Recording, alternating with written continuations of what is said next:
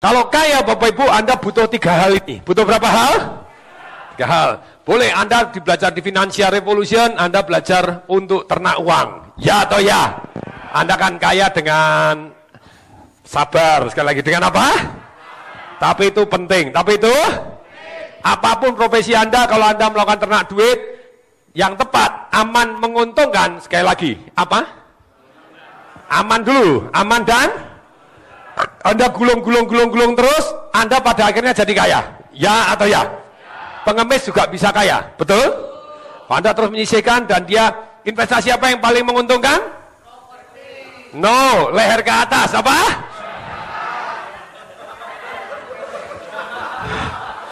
Properti Anda tidak tahu caranya, bangkrut ya bangkrut di properti. Ya kalau nggak tahu caranya problem juga gitu. Investasi yang paling bagus adalah menghasilkan uang adalah leher ke atas. Nah, saya merenung terus bertanya bertahun-tahun. Apa sih yang membedakan orang kaya dan miskin begitu ya? Betul, orang kaya pendapatannya besar, pengeluarannya sedikit dulu. Di awal-awal. Saya baca Mark Cuban, baca apa? Diwawancara oleh majalah Incorporation, dia ditanya, buku apa yang membuat Anda jadi mendapatkan the first $1 million? Dia bilang, bukunya How Become Millionaire Under 35. Yang dilakukan apa? Ikat pinggang. Sekali lagi, yang lakukan? Dia benar-benar melakukan ikat pinggang, kenceng sekali, dia praktekkan buku itu tadi, jadi tidak perlu terlalu banyak gaya below 35. Dia bilang begitu. Jadi, bahkan saking ikat pinggangnya, dia satu apartemen, satu kamar diisi 5 orang. Ketika dia ngirit terus, karena menurut hukum fisika, science, hukum alam ciptaan Tuhan juga, gaya sebanding lurus dengan tekanan.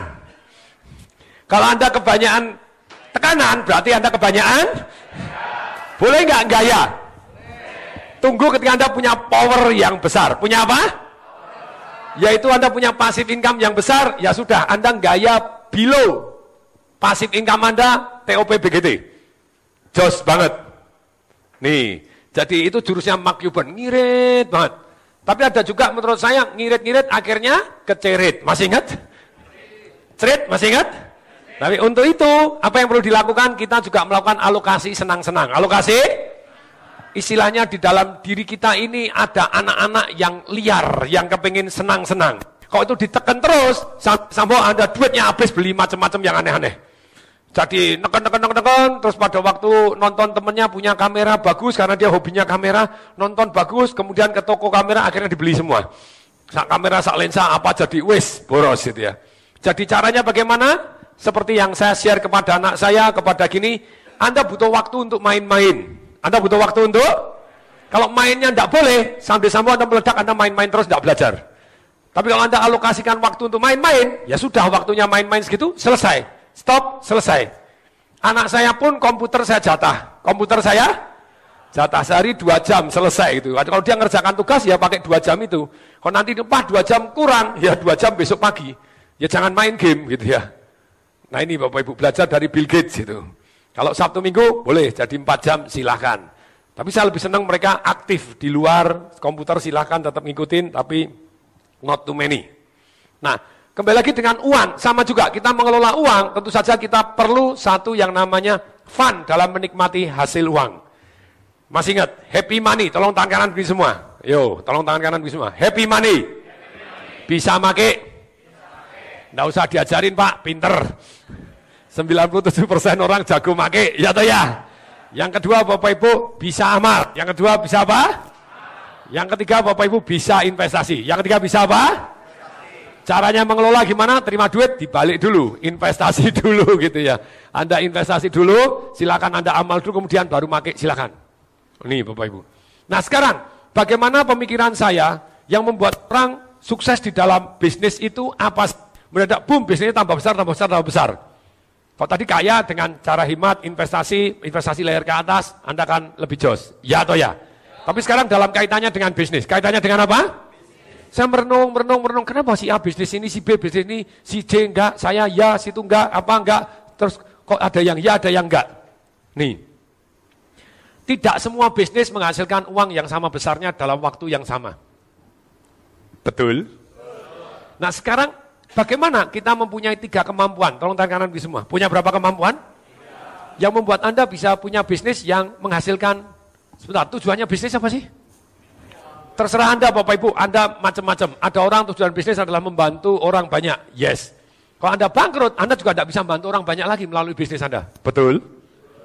Dokter, sumpah dokter, yes. Tapi dokter dengan sumpah dokter Hipokrates untuk membantu orang, mana yang membantu orang lebih banyak? Anda punya rumah sakit, Anda atau jadi dokter ketengan? Kalau Anda dokter ketengan, gratiskan 5 orang, 10 orang. Anda punya rumah sakit, setiap hari gratiskan 100 orang, 200 orang bisa. Kalau pasiennya ribuan, ya atau ya? Dan banyak dokter merasa, oh enggak bisa, saya sumpah Hipokrates harus membantu orang. Yes, Anda harus membantu.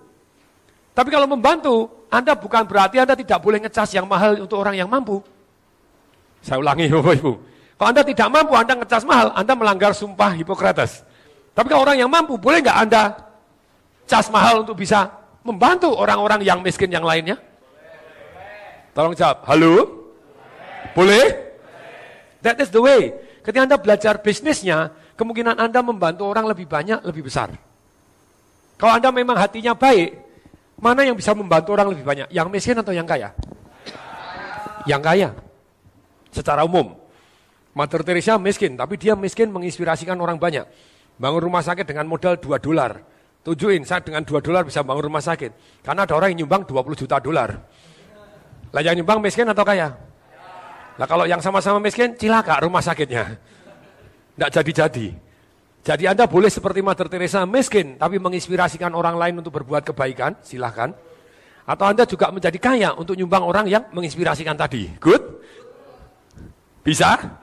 Nah sekarang 3 hal spesifik yang membuat kita kaya Bapak Ibu melalui bisnis. Nomor 1 Bapak Ibu, ini adalah keahlian ini Pak Diki, enter.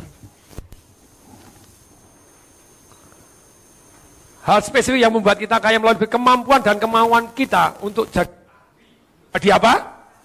Melihat peluang. Untuk melihat? Bagaimana Anda menangkap peluang kalau ngelihat aja enggak? Nih. Jadi bagaimana kita bisa menjadi ahli untuk melihat peluang? Seperti pada waktu saya nonton orang-orang yang naik private jet, masih ingat? Di sana Bapak Ibu, saya mulai memikir, oh that is a peluang. Peluangnya jual beli perusahaan. Tong Desa Waringin pernah nggak jual beli perusahaan? Pernah. Pernah beli bank, pernah beli ini, pernah beli ya banyak perusahaan, ada yang dijual untung, ada yang dijual tidak untung, ada yang untung banget gitu ya. Nah, perhatikan baik-baik. Ini, kemampuan ini timbul untuk melihat peluang. Kalau Bapak Ibu ini timbul, jadi percuma di situ nggak ada karena ini materi baru. Jos? Good? Lupa setebel gitu masih ada materi baru. Masih Bapak Ibu. Jadi dalam hidup ini, ruangan terbesar di alam semesta adalah ruangan untuk meningkatkan diri dan meningkatkan manfaat diri. Yo. Ruangan yang terbesar di alam semesta adalah ruangan apa?